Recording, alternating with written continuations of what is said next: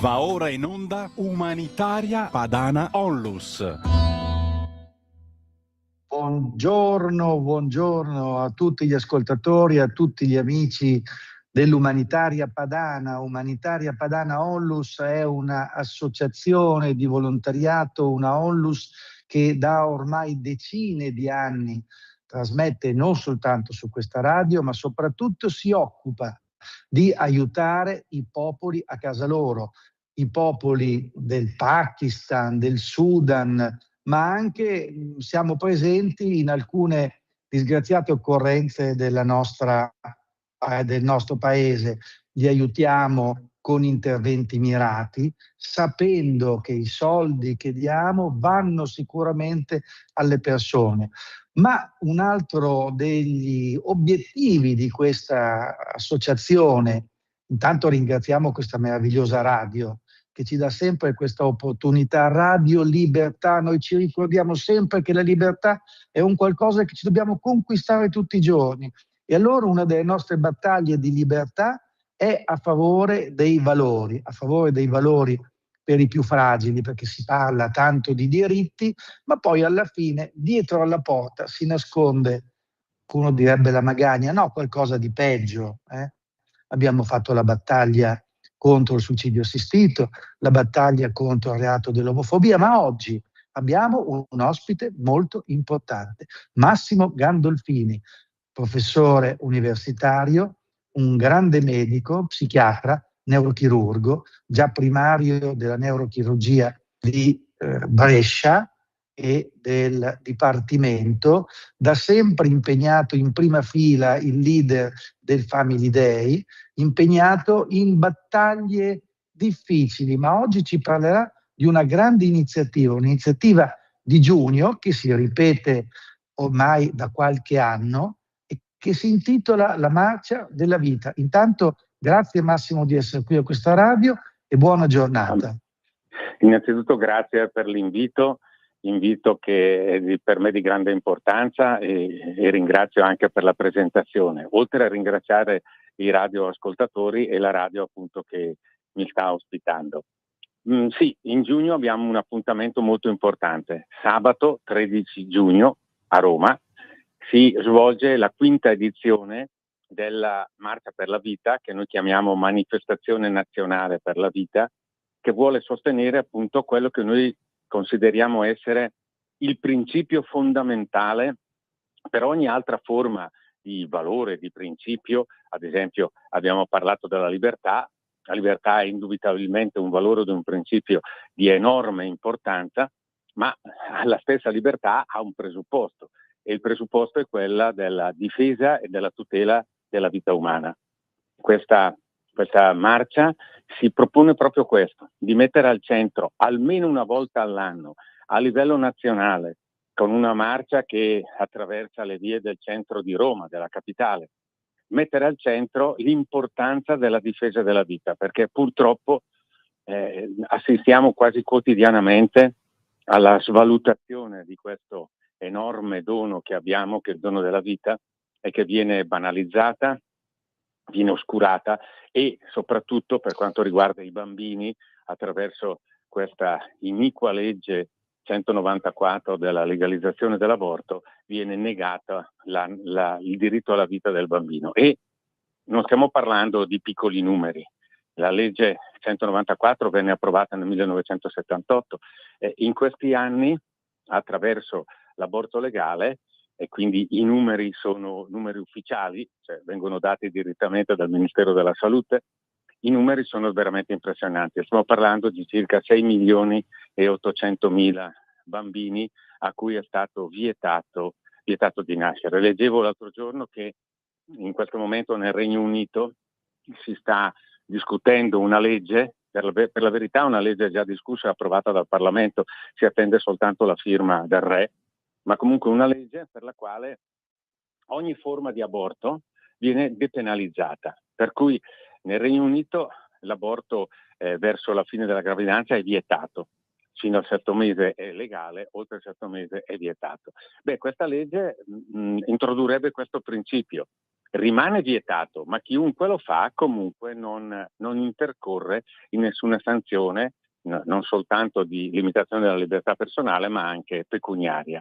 Quindi praticamente è come aprire un'autostrada a tutte le possibilità di aborto fino al giorno prima della nascita. È una, come dire, anche soltanto se ci pensiamo, è una cosa orribile, una cosa orrenda, ma così stanno funzionando le cose. E nel Regno Unito stiamo parlando di qualcosa come 12 milioni di aborti dal 1968, quando loro approvarono la legge, fino ad oggi. Quindi è un grossissimo problema. Naturalmente in questa marcia noi vogliamo, e il manifesto che accompagnerà questa marcia, vuole difendere la vita, come si dice, a 360 gradi.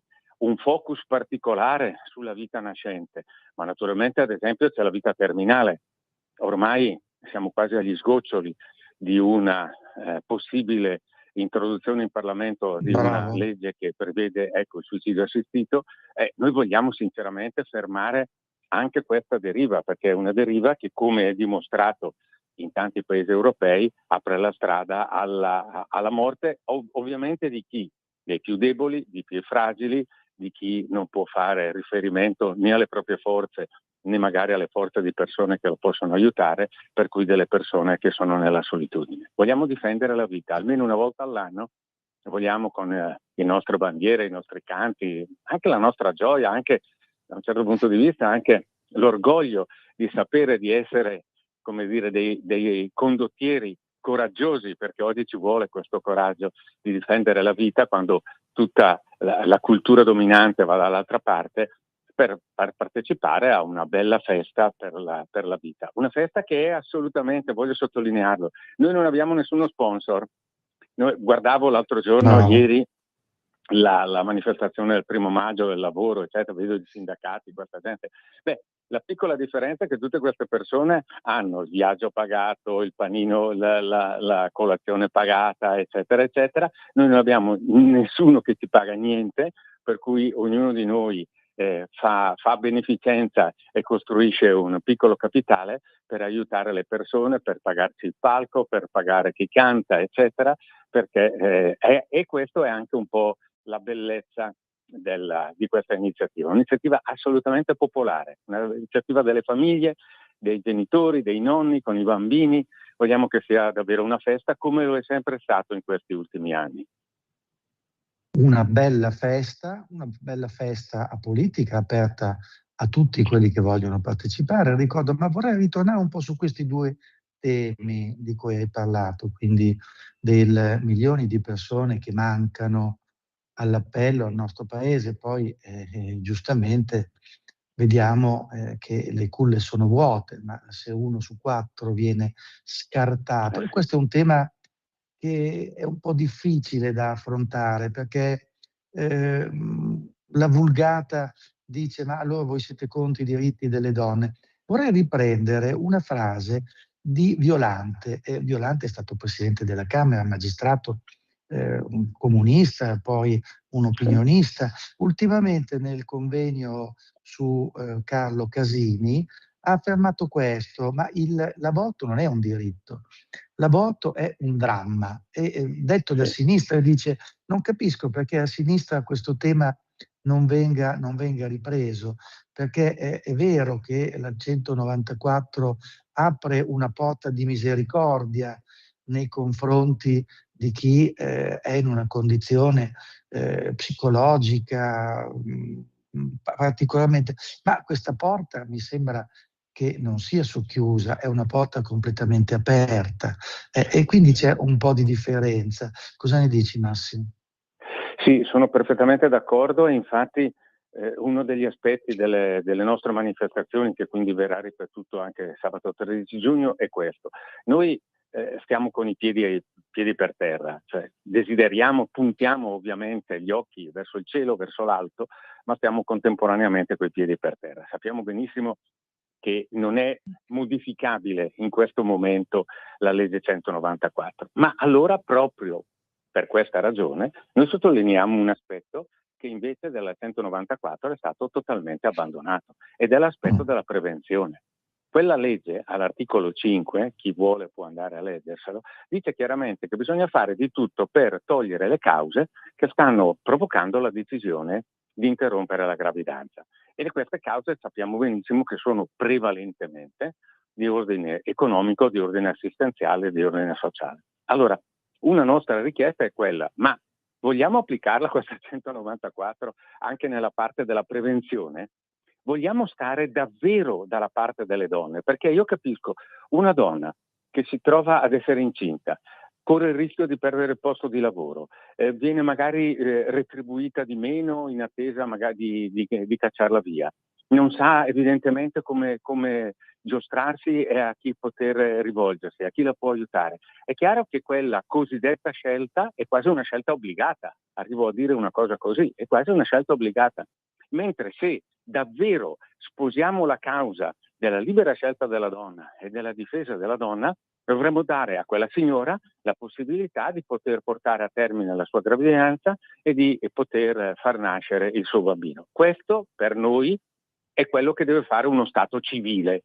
Uno Stato civile apre alle libertà, chiaramente, riconosce che comunque che le libertà tutte non possono non avere dei limiti entro i quali si mantiene appunto uno Stato civile e sociale, e contemporaneamente dà la possibilità, nella fattispecie, di poter salvare una vita. Noi diciamo sempre l'aborto provoca quantomeno tre vittime. Ovviamente la prima vittima è il bambino, chiaramente. La seconda vittima è la madre. Ci sono molte donne che si trovano quasi nella, passatemi il termine, necessità o comunque nella grave condizione di dover interrompere la propria gravidanza e che non vengono aiutate. E la terza vittima è il padre. Dobbiamo anche tenere presente che tutte le volte che c'è un bambino vuol dire che c'è una mamma, ma vuol dire anche che c'è un papà, che invece è totalmente esautorato nella decisione anche dalla legge 194. Quindi la legge 194 ormai ha 60 anni. Tutte le leggi in tutti questi anni sono state modificate, ritoccate, perché le condizioni sociali, Tranne eccetera. tranne la 180 della psichiatria, che anche quella non si Ecco, tocca, esatto, per carità. altra legge. Ci sono delle leggi Tabù. che sono dei totem. Sì. Sono dei totem, purtroppo, bisogna dirlo chiaramente, soprattutto di una cultura materialista e di sinistra, per cui sono dei totem intoccabili, quando invece il semplice grano salis, cioè soltanto un po' di buon senso, ci farebbe dire che ci sono delle modifiche sostanziali ed importanti che dovrebbero essere apportate. Oltretutto, il problema del suicidio assistito, questa legge del suicidio assistito, noi vogliamo dare una grossa scossa anche al mondo politico, ecco perché speriamo e dobbiamo essere tanti a Roma quel giorno, perché un altro tema è proprio questo: fermate una iniqua, immonda legge che apre la strada a persone che soffrono e che non vengono aiutate. Voglio dire alle persone che ci stanno ascoltando in questo momento: non cadete nella trappola che il mondo radicale, il mondo di sinistra sta portando avanti. La trappola è la seguente: ci sono delle persone che vivono in condizioni di dolore incoercibile e quindi come tale desiderano di morire con dignità e interrompere così la loro vita. Allora, diciamolo proprio da tecnici, da medici, io neurochirurgo, psichiatra, non è vero. Oggi noi abbiamo tutte le possibilità di poter accompagnare ad una morte naturale e serena le persone, sottraendole al dolore, aiutandole ad addormentarsi, diciamo così, naturalmente, per cui garantendo nella maniera più assoluta una morte dignitosa. Le persone vanno curate, non vanno uccise. La vera cura della sofferenza è la cura della persona, non è l'eliminazione della persona, la quale in una condizione molte volte è anche di solitudine disperata. È chiaro che no, vede un tunnel buio davanti a sé e quindi pensa che quella sia la via d'uscita. Ma questo non lo fa una società veramente civile. Ecco, ricordiamo che ci fu la sentenza di DJ Fabo, per via la magistratura, tramite la Corte Costituzionale, ha dettato alla politica, e anche questo vorrei dire, insomma, che la Corte Costituzionale dica al Parlamento, liberamente eletto, che deve fare una legge 1, 2, 3, e questi sono i punti che noi decidiamo e voi dovete parli brevemente e poi guai, il Parlamento non ha ancora deliberato, ma il Parlamento è abbastanza libero. Se deve avere un condizionamento dalla Corte Costituzionale, penso che non sia molto giusto. Quindi la Corte Costituzionale ha detto nei 3 casi, uno di condizioni di incurabili oppure di sostegno vitale. Ecco, ricordo che questo sostegno vitale sottintendeva delle macchine, dei tubi che uno stesse in vita grazie a un tubo per cui respirava, per cui si alimentava e quant'altro. Andando avanti, la magistratura ha incominciato a dire sì, però il sostegno vitale, la necessità continua di cure, ma secondo me anche un diabetico che non ha sicuramente macchina, anche questo qui, se decide di farsi fuori, anche un diabetico può farsi fuori.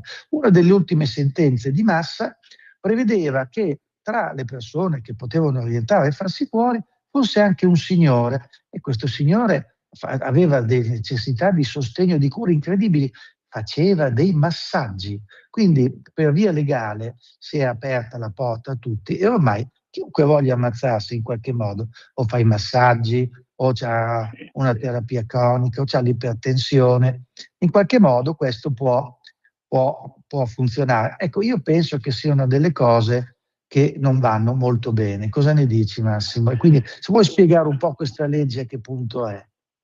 Sì, qui dobbiamo anche essere molto chiari. Una cosa che hai detto che condivido in pieno è che innanzitutto non deve essere messa in discussione la libertà del Parlamento.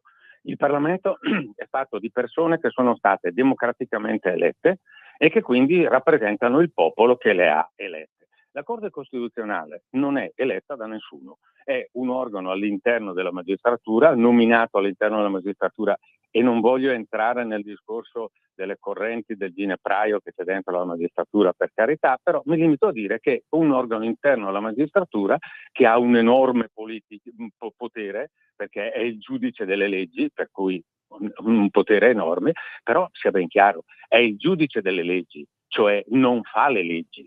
Le leggi le fa il Parlamento. La Corte Costituzionale vede se sono coerenti rispetto alla Carta Costituzionale, ma non può imporre al Parlamento né di fare leggi e tantomeno può dire al Parlamento: guardate, le linee guida per fare questa legge sono queste, ve le dico io, assolutamente in maniera più assoluta.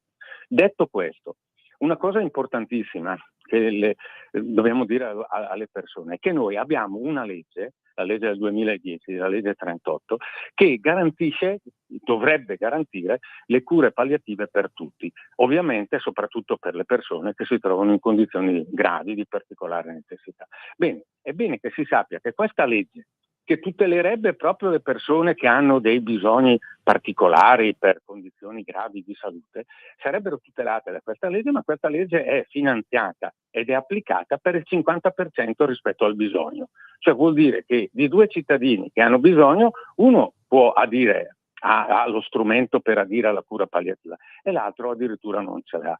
Pensate che gli strumenti per cure palliative dei minori, dei bambini, perché purtroppo ci sono anche bambini in condizioni gravissime, sono in tutta l'Italia sono soltanto 8. I numeri contraddicono la vulgata di sinistra delle persone che devono, per avere una morte dignitosa, devono ricorrere al suicidio assistito o all'eutanasia.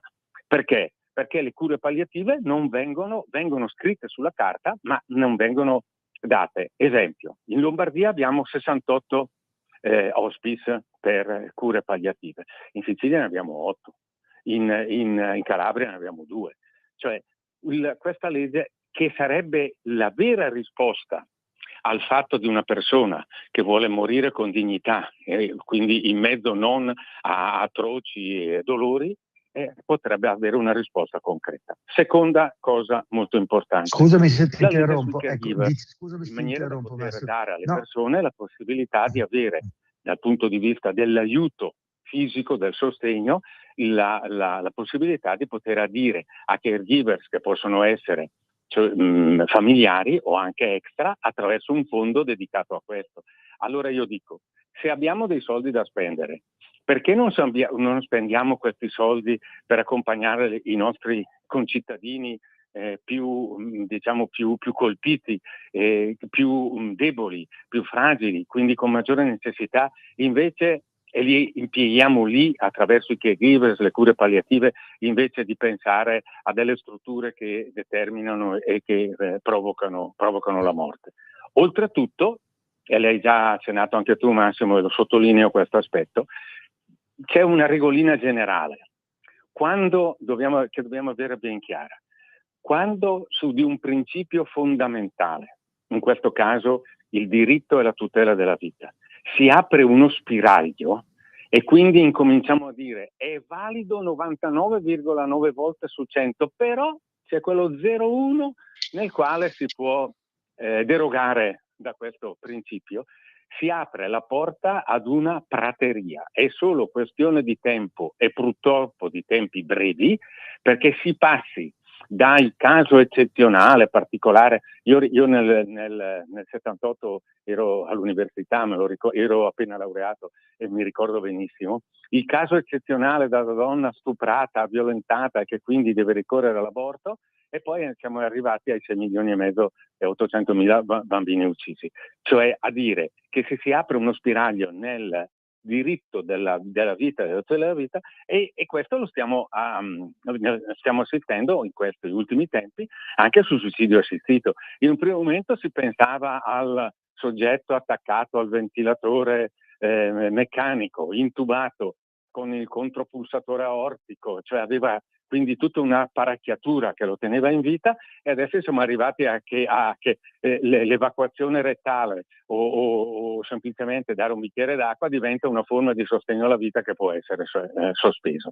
Capite che è terribile, cioè se passa una legge di questo genere ci vorrà niente, ed è quello che sta succedendo negli altri paesi. Io cito molto spesso il Canada per una ragione molto semplice. Il Canada ha cominciato con una legge enormemente restrittiva, molto molto stretta, veramente molto stretta, e adesso il Canada, gli ultimi dati ci hanno detto che le persone che hanno fatto il suicidio assistito e morte nel 2024, che gli ultimi dati che abbiamo, sono state 13.000, e fra queste ci sono persone depresse, persone che hanno avuto un fallimento economico, quindi per motivi economici, motivi commerciali, eccetera, per cui la motivazione che doveva essere quella della vita terminale sostenuta da cure di sostegno vitale è diventata il fatto che una persona che si sente depressa, eccetera, viene sottoposto, può essere sottoposto ad eutanasia.